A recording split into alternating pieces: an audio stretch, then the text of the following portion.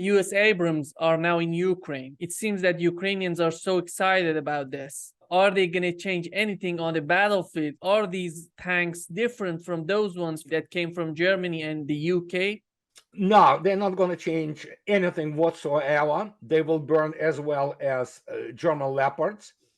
Officially, German Leopard was considered the best tank, at least in the world. That's how they claimed. It cannot withstand Cornet, neither can any version of the Abrams, but they were sending actually kind of older version. So yeah, it's going to burn as well as Leopards or Swedish modifications of Leopards. So makes no difference whatsoever. They send what? Tank battalion, 31 tanks, couple of weeks of work, and they probably will be hiding them in somewhere. So, but it doesn't matter. If you remember, during this counteroffensive, the German media, the US media were criticizing Ukrainians for their strategy in this war, in this counteroffensive. They were talking about the Ukrainians are dividing these brigades in tiny groups. These are not based on the NATO tactics. Now it's appearing that they're talking about that Ukrainians were right to use those tactics to divide these brigades in tiny groups. Well, it's very simple because of the incompetence of the NATO militaries. Their field manuals, all of them, are written by people who never encountered more than the counterinsurgency type warfare. For example, Mr. Petraeus wrote field manuals on counterinsurgents or insurgency. So no NATO officer or soldier or US Army officer or soldier ever faced real combined arms warfare, and especially combined arms warfare by the peer or better than peer enemy, which is Russia. And that is why initially they thought, oh yeah, let us concentrate those forces, let us attack Russians and concentrate. Well, yeah, traditionally it is considered that, yeah, concentration of force is the best way to go. The problem, of course, we're living in the 21st century.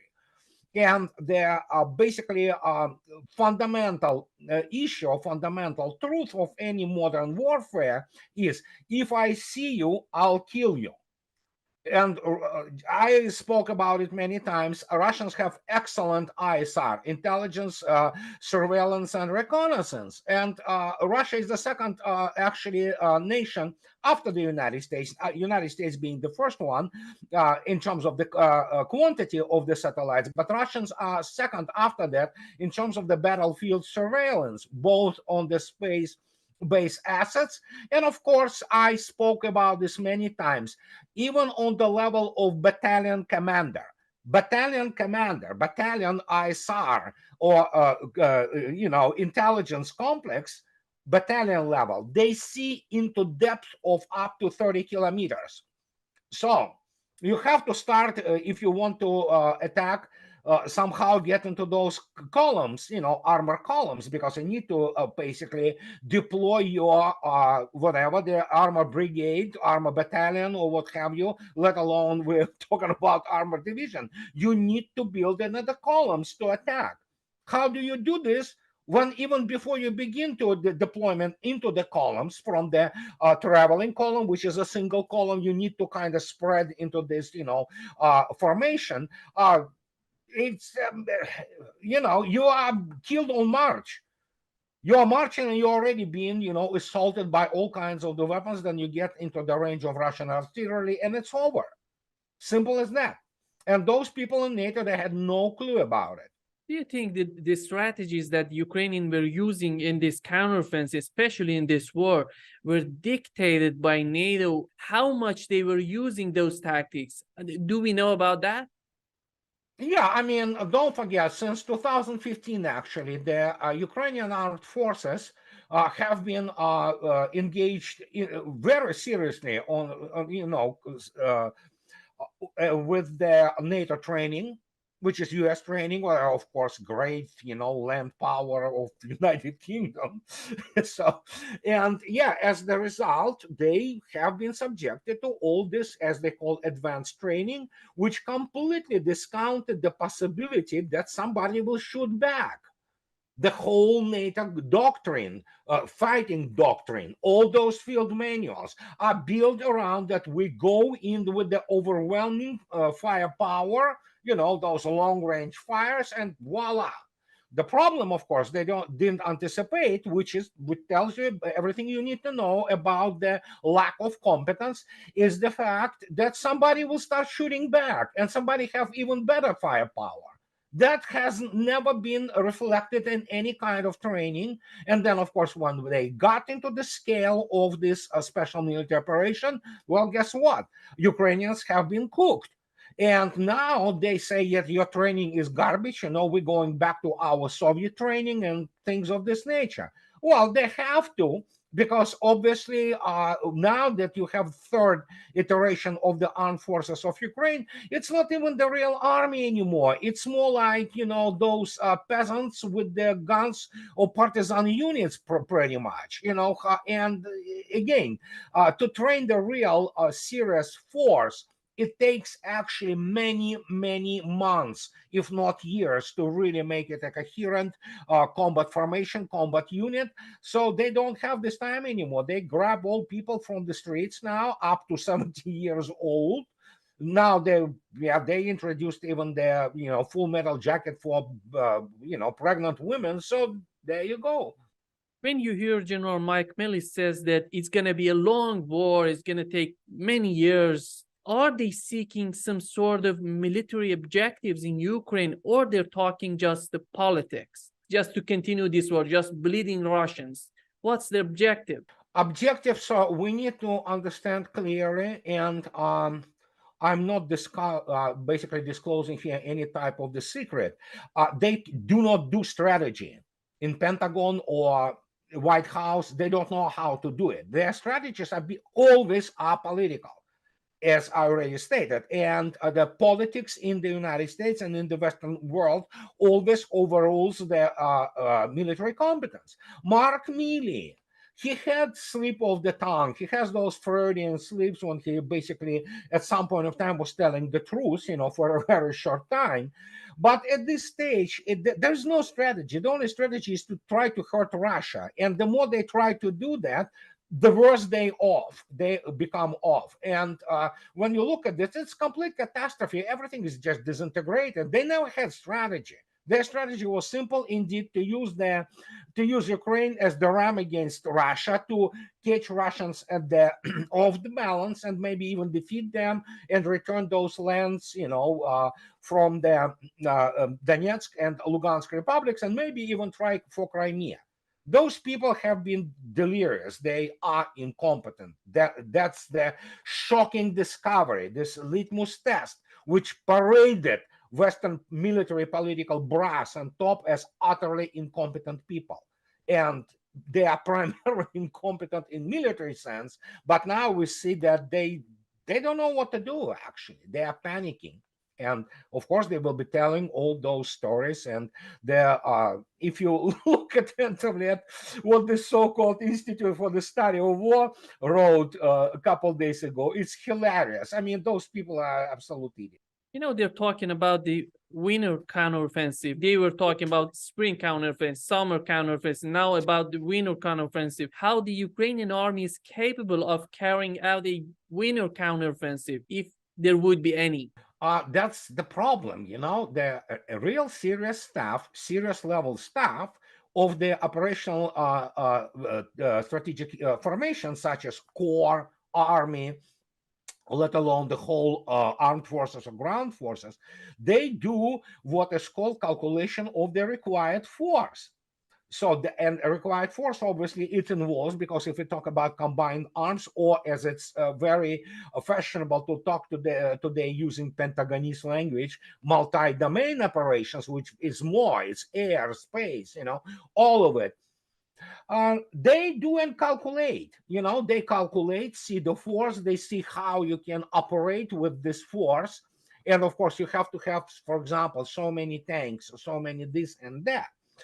They don't have this in Ukraine anymore. So they can talk whatever they want to talk about, offensive, counter-offensive, whatever they call it, primarily by the morons from the American and Western media, corporate media. But the reality is the only thing they have in Ukraine now is the cannon fodder. And the quality of this cannon fodder dropped precipitously due to basically, as I already mentioned, third iteration of the armed forces of Ukraine. And you have more and more those mercenaries fighting there, although they say now the trend now that the numbers are diminishing and they are killed in industrial quantities anyway. So suddenly you have what? You have people who are what?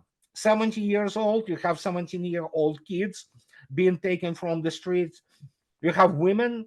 So yeah, the hope was that Poland and Czech Republic and Germany, those countries which took those refugees, they will start returning this male contingent, which didn't want to fight to start with. So what they gonna do if they get their hands on that? Well, they're gonna pump them with the drugs, basically amphetamines and other types of strong stimulators are widespread use. It's well documented.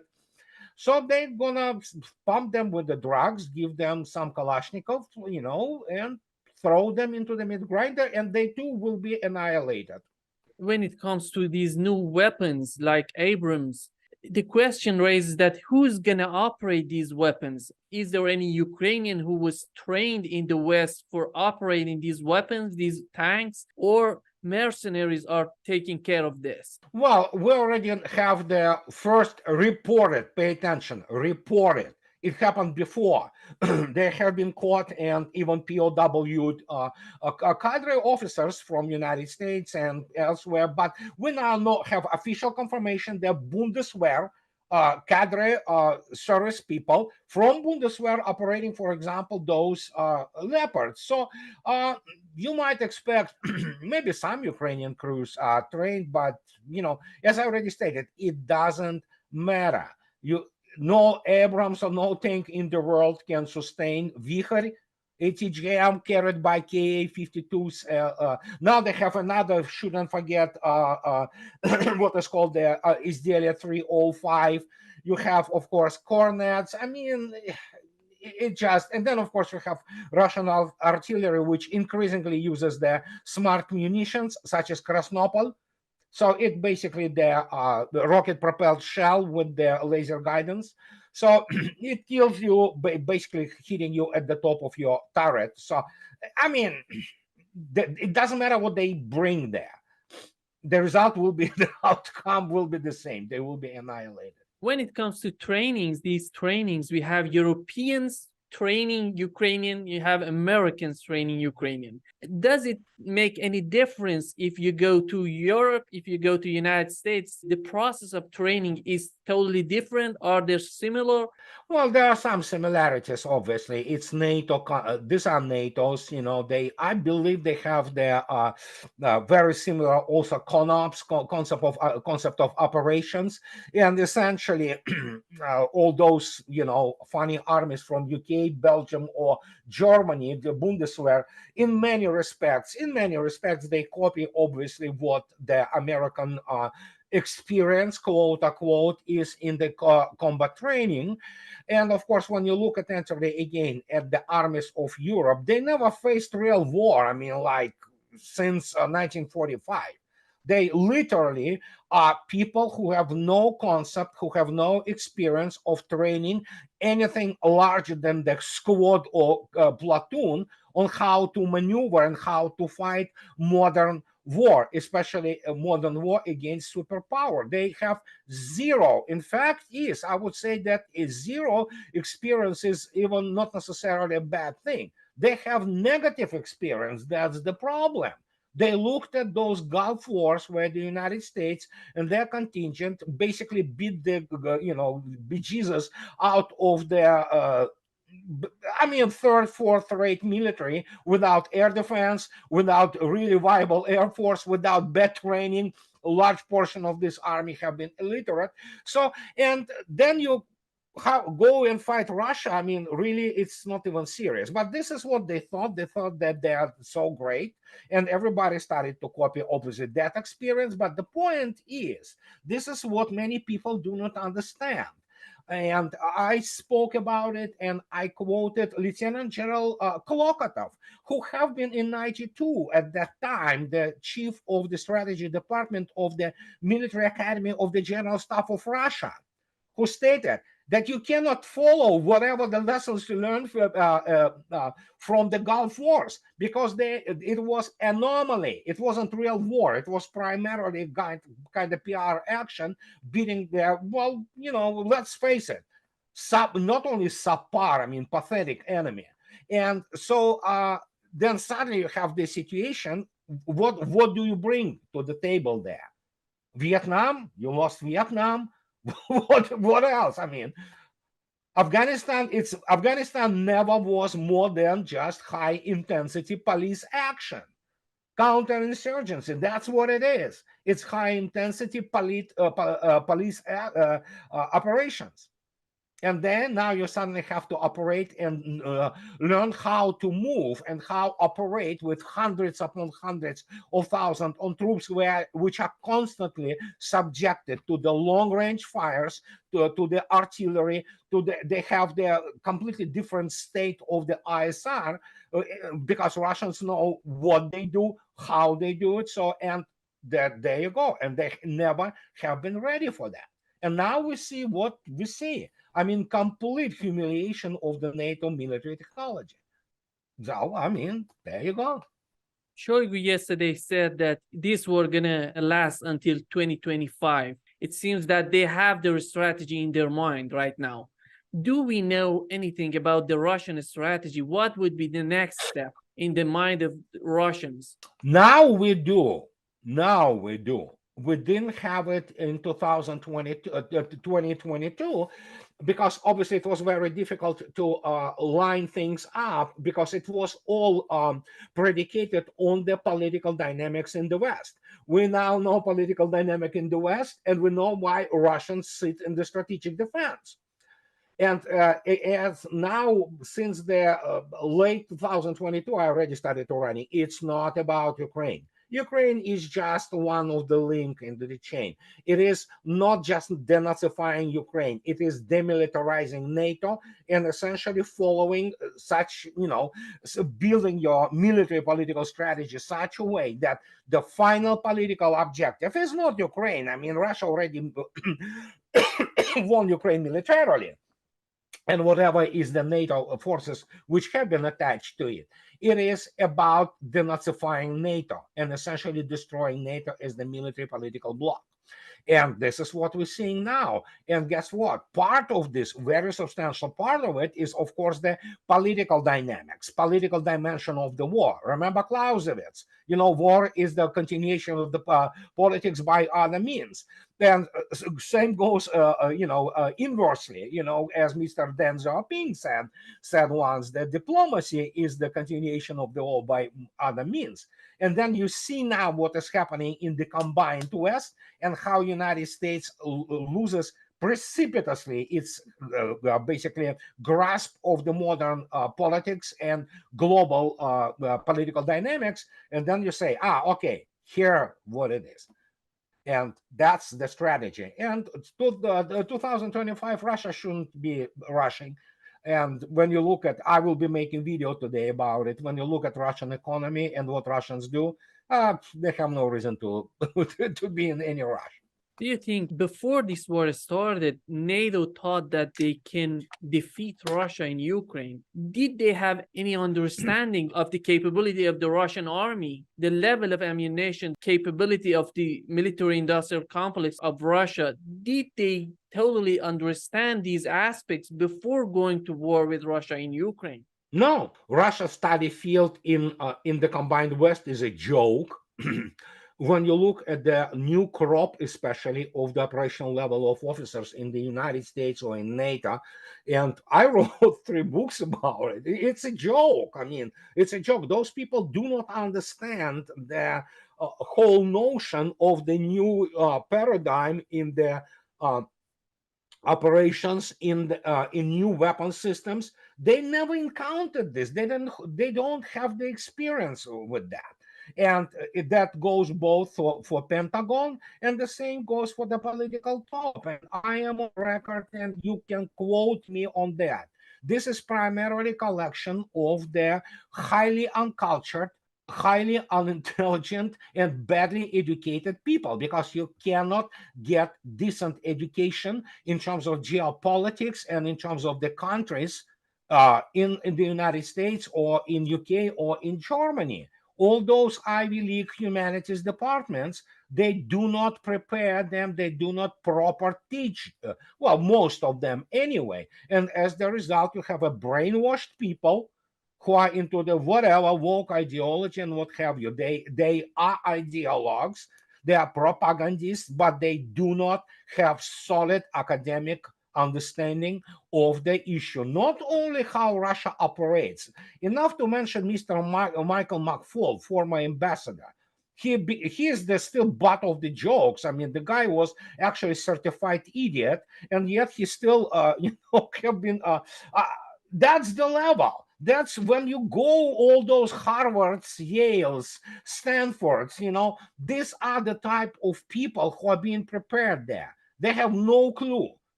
And especially, you cannot basically demand or ask from any American educated political scientist anything of value from about Russian military history. They simply don't know. Many of them, they still believe that United States defeated Hitler and Wehrmacht. They do. I mean, that's so. What kind of lessons can you derive from that when you live in this delusion, totally virtual world of the made-up history, basically? So, and there you go. Today we have this kind of everything came to the head, so to speak, and we see the whole, demolition of this virtual reality delusions of the combined West in the last 80 years. They lied to themselves and to others for so long that essentially what we have today, you can take a look, around yourself. You see this delusion manifest itself anywhere, everywhere practically. And on the military level, we finally have the answer.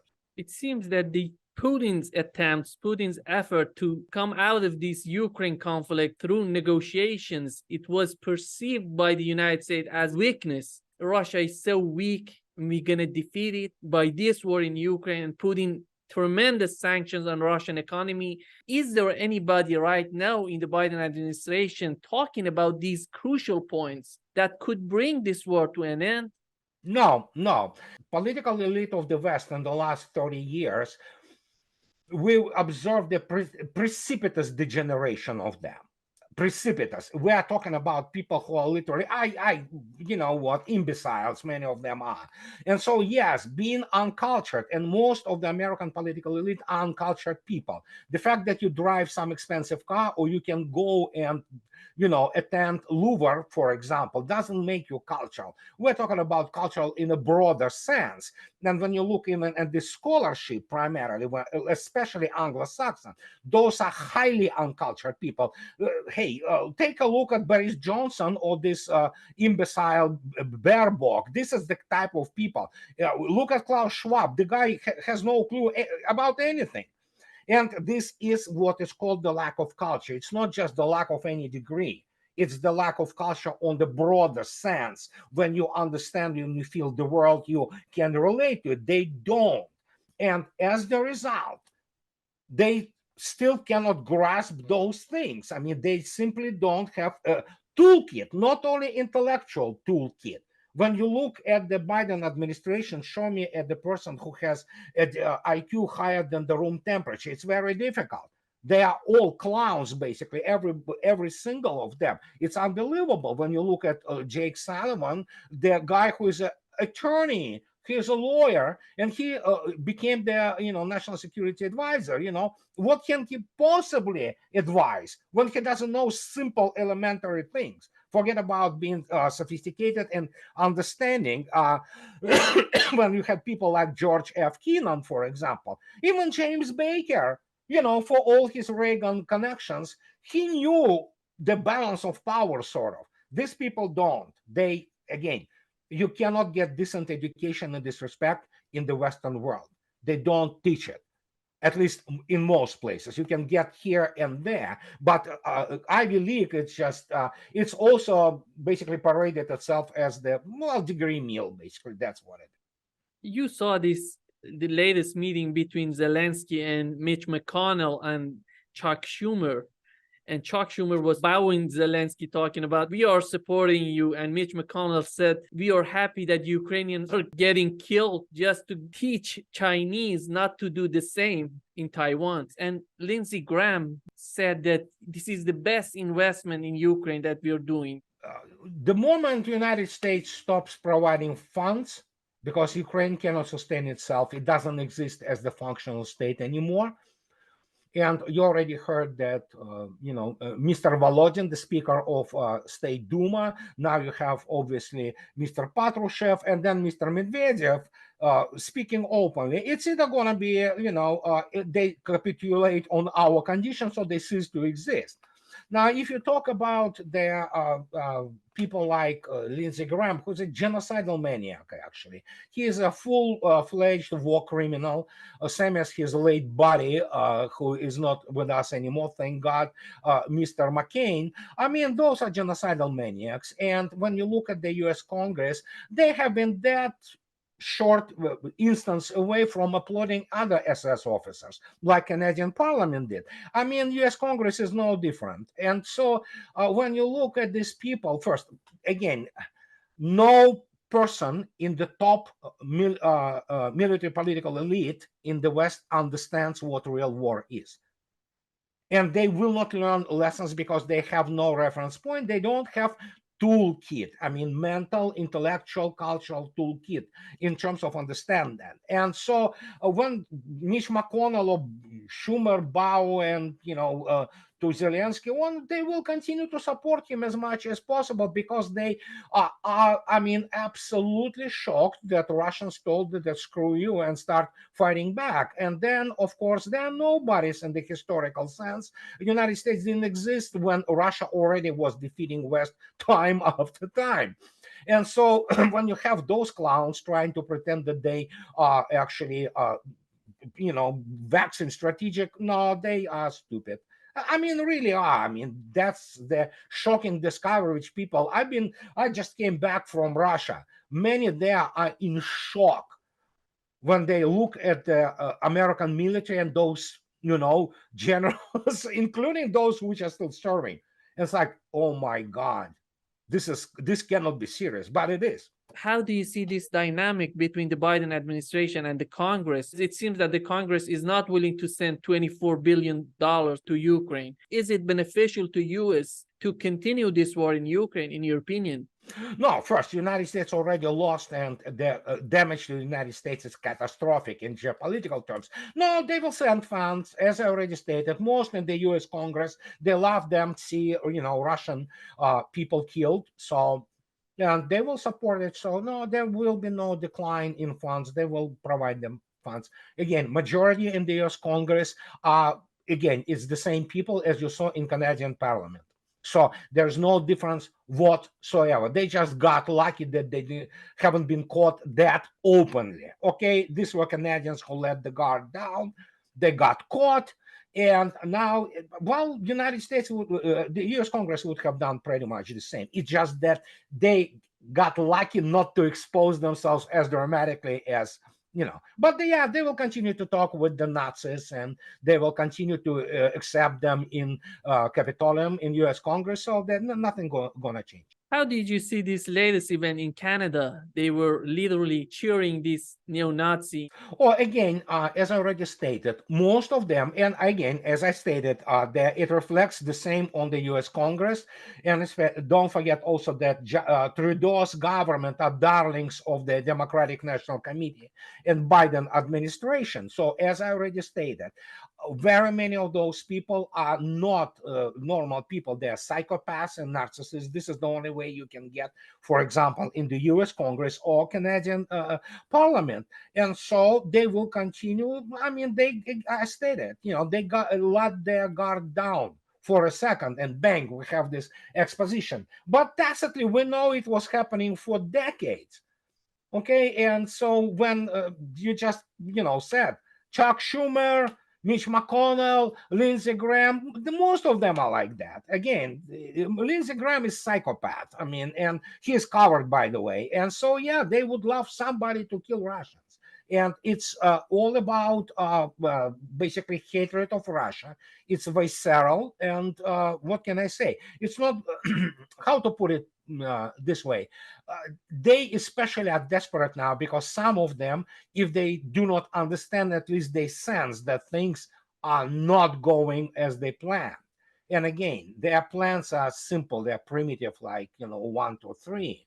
And they're easily, those plans are easily discovered and disclosed by opposite side. And that's just the way the political elites in the West progressed, quote unquote, in the last 30 years. In your opinion, how Russia sees all these political movement in the United States? Are they gonna wait to see who's gonna be the next president in the US just to see possibilities of negotiations, or they gonna get the job done in Ukraine and then come to negotiating table? It's already have been stated by leading political top figures in Russia, as I just mentioned, that either Ukraine capitulates on Russian conditions or ceases to exist as a state. There will be no freezing. Russians don't care who becomes president in the United States.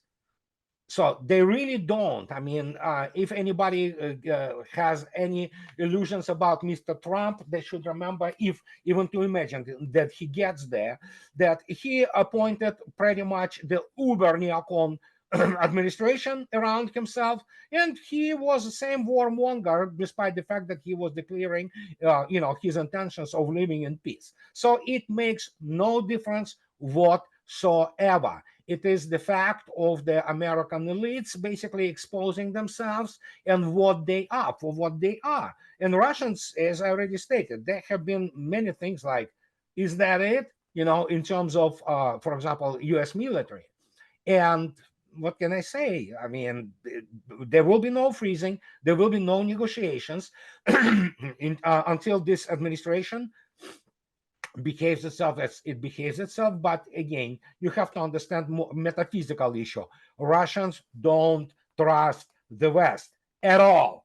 Everything what West says is a lie. And so hence we will see that some kind of the resolution on the conflict and forming Ukraine into something which Russia wants, or as already have been stated, you know what, it will cease to exist. Just recently, Hillary Clinton said that Putin gonna intervene again in 2024, that Russia already intervened in 2016, that building up on that and saying that they're gonna do it again. Do you think in the mind of Putin and his administration, does it matter who's gonna be the next president of the United States, as long as these negotiations are important for the Russians? Those negotiations are not important for Russians anymore. And Russia is now totally configured for the, if God forbids, even United States decides to commit suicide, Russia is fully committed now to the even facing whole combined force of NATO. But the point is that, it really doesn't matter. By the way, just to remind you how peaceful Trump was, he basically destroyed diplomatic relations between Russia and the United States. He basically closed every single consulate, Russian consulate in United States, starting from Seattle, San Francisco, LA, and off you go. So the only thing Russia has today is just basically the embassy in Washington, D.C. That was it. So yeah, what's the point to sign anything with the United States or combined West when they are non-agreement capable? It has been the case, but now it's fully have been formalized in Russian politics and policies towards the combined West. So there will be no kind of document signing. What's the point signing something with people whose professional qualities are based on lying, cheating, and spinning things? So yeah, it's just pretty much Russia finally broke off with the West. when it comes to these new allegations of Hillary Clinton in this latest interview, it comes to everybody's mind why they're hating Putin so much. Two things. The guy stopped the looting of Russia. And inevitably, after you stop the looting of Russia by the West, it implies what happened already, Russia returning back to the state of the being superpower, and basically now having the gun keeping at the temple of the United States and combined West. And secondly, if you look at the modern political elites, be them Hillary Clinton, be them Trump, or be them Biden, and these are not people of any virtue. Okay, let's put it this way. They know a lot of demagoguery about great America and all that, but they understand that as humans, as politicians, they are just basically not even in the same league with Vladimir Putin or modern Russian political elite. They are just amateurs and infants, petulant children, with their huge narcissist complexes. And of course, many of them are psychopaths. Hillary Clinton is a classic psychopath. She's genocidal maniac. So what do you expect? I mean, it's all clear who they are, okay? We're not even going to the fact that of the pedophilia being rampant in the top of the Western elites. And here you have the guy who is Christian, who is conservative in the classic, conservative sense. Of course, they hate him. How do you see this partnership between China, Russia, Iran, Belarus, military partnership I'm talking about? Military partnership, no alliance, because alliances, military alliances, they impose certain obligations which might actually get you into some very unpleasant developments, not in terms for yourself, but globally. We are talking about here superpowers like, pardon me, China, Russia. And when you look at this, no, it's primarily partnership. I mean, it's a close military partnership. There are many things which happen in terms of exchange between Russians and Chinese, for example. And now we have obviously Iran kind of getting on the same train set, so to speak. And there will be a lot of, still already is a lot of cooperation in this field. And so it's only natural. And yeah, that's the thing which changed already the balance of power in the world. And after the exposition of what the NATO, combined NATO hardware and operational concepts are, which are not very good, to put it mildly. So, okay, more and more countries will be detaching themselves from the America-centric world, and they will be going their own way. Not necessarily into BRICS, but they will obviously try to communicate with the people in Moscow, in Beijing, in terms of the some type of the economic and military guarantees or aid. So yeah, this is already happening. We are like literally living this moment as it happens. So at the UN, we didn't see anybody talking about negotiations but Russians. Just Lavrov talk about negotiations. How do you see the state of diplomacy at the UN? first, United Nations as it exists today, it's an utterly corrupt organization. Utterly, it's basically oozing corruption from all of its pores. The only thing of value from the United Nations is, of course, the fundamental UN Charter. And this is what Russians talking about. They're not saying that UN as it exists today has to be the foundation. No, they said that UN per UN Charter should be the foundation. And everybody who has any clue, they write pieces like UN as it exists today cannot exist anymore. It has to change. Nobody says that we shouldn't use UN, but it's certainly not the United Nations as it exists today. As I already stated, it's utterly corrupt. I mean, utterly. It's have been bought and bought over again and again by primarily combined West, United States, of course. So essentially, United Nations have to be reconstituted based on the primarily United Nations Charter, maybe with some as I understand. I'm not a diplomat, with some addition maybe of the permanent security council members or something like that. But it certainly cannot exist as it exists today, as are most Western-run institutions. Just to give you example, International Olympic Committee. That has to go. I mean, Olympic movement is that. It's let's stop pretending. Okay, the international sport is garbage. Okay, so and that's pretty much goes across the whole spectrum. So We know that Putin gonna participate. He accepted the invitation of Xi to participate in this Road and Belt Forum in China. How important is this, in your opinion, this forum? nobody cares about G20. Out of G20, you have to subtract immediately 5 countries who are absolutely, I mean, second rate geopolitically, economically. And I'm talking about, obviously, France, the Western countries, France, UK, Germany, so, and once Italy, and Canada, I mean, their economies have been completely deindustrialized, with some exception of France. So why would you go to G20 when it should be realistically, when you have, well, Indonesia, whatever you say, but it's growing in leaps and bounds into economically. Obviously, we're looking at this monstrosity of Chinese economy, which is colossal, simply. So, of course, it's important.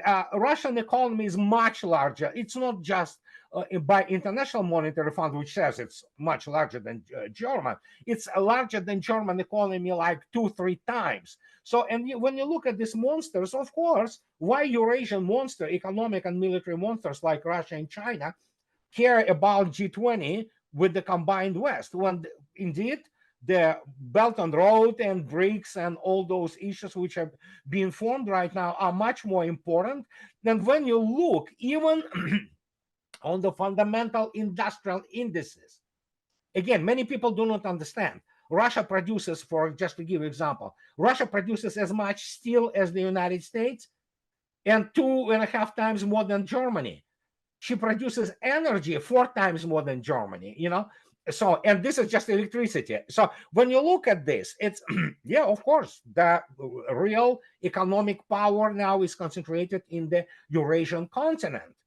And so is military. And we have to keep in mind the same why Putin flies to China and everything. We already see this happening, that essentially it is Russian military hardware which is already protecting to a certain degree the economic realm of this gigantic Eurasian economic market.